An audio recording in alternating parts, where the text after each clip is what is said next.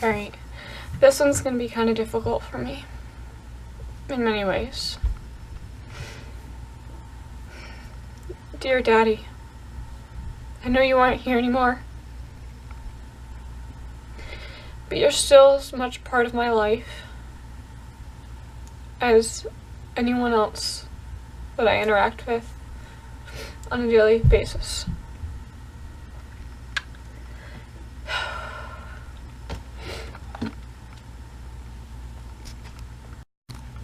Okay, so now that there isn't a ton of noise going on around me, Daddy, you died almost 3 years ago on August 24th, 2013.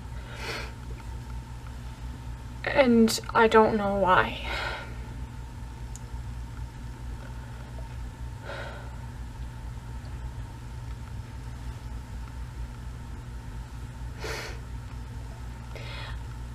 I decided to cut my relationship with you because I felt that it was healthy for me.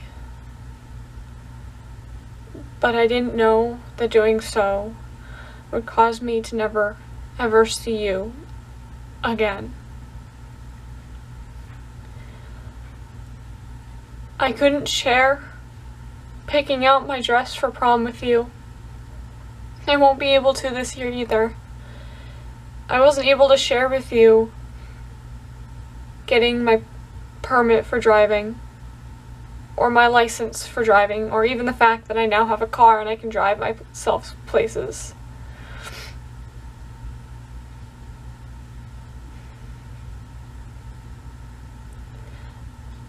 I won't see you at graduation. When I walk up there and get my diploma, I won't be able to look out in the crowd and see you there, happy and smiling for me.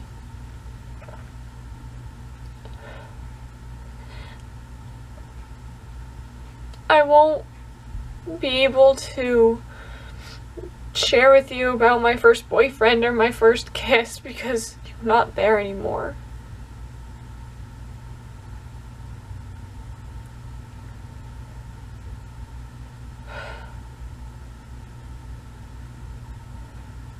I'm not gonna have you there to walk me down the aisle when I get married.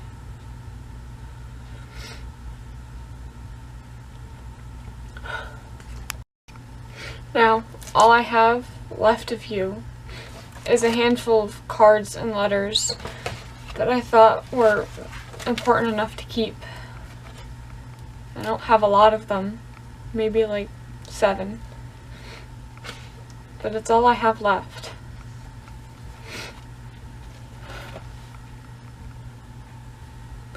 You know, I think the reason that I really want to study the major that I'm going to be studying has a lot to do with you and I, with what we did out in the woods. I mean, you'd go hunting and I'd sit there and watch you do your thing, and I'd have to be quiet and I'd see the deer, and, you know, I don't think I ever watched you actually shoot one, but I knew that you did.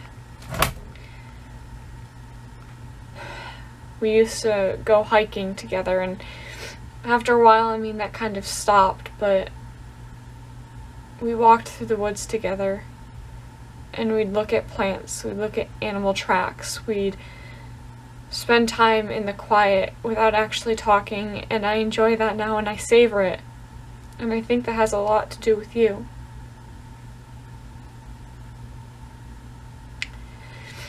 You know, I haven't gone fishing since you died, and that's something that I love to do, but that's kind of sacred between you and me, and I'm gonna miss it.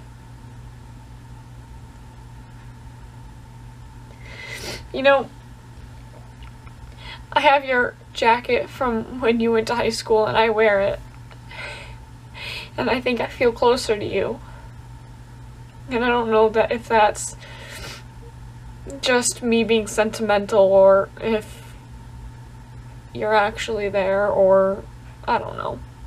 I remember the words you said to me on the day I decided to leave and to stop living with you. It was, I will always love you. You know that, right? And I'll never, ever forget that.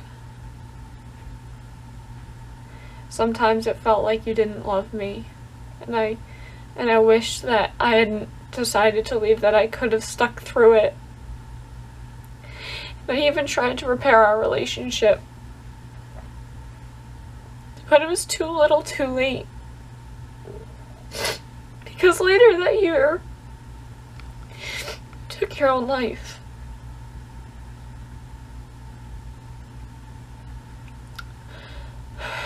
I don't want to say that the situation between you and I inspired me to advocate for victims of domestic violence, but in a way it really did. And I don't want to say that it was good that it happened, because it wasn't, and I wish it never had happened. But because of that experience, I used what I knew and what I had learned and dealt with for good, and I turned it around and put my skills to being part of a task force to end, or to fix problems in our government and in legislature that deals with youth and domestic violence. I wrote about what happened between you and I to get into college, and now I've been accepted to 3 out of my 4 colleges.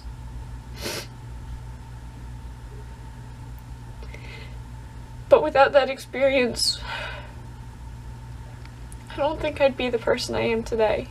And that's not something I necessarily want to think about. You know, for a while I wrote to you on my computer after it all happened. And I stopped doing that. And I don't know why.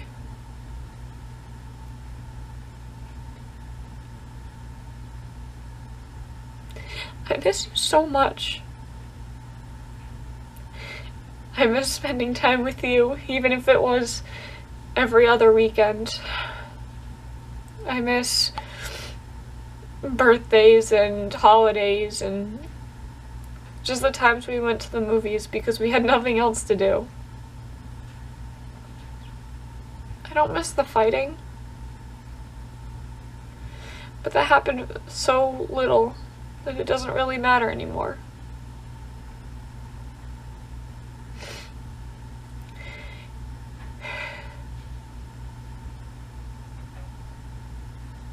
I wish I could have done something to stop it all. I wish I could have done something to save you, but that was such a long time ago, it feels. And I know there isn't anything I could have done, and I know it's not my fault. But I do wish that I had 5 more minutes so I can hug you, tell you that I love you, and then I think I'd be ready to let you go.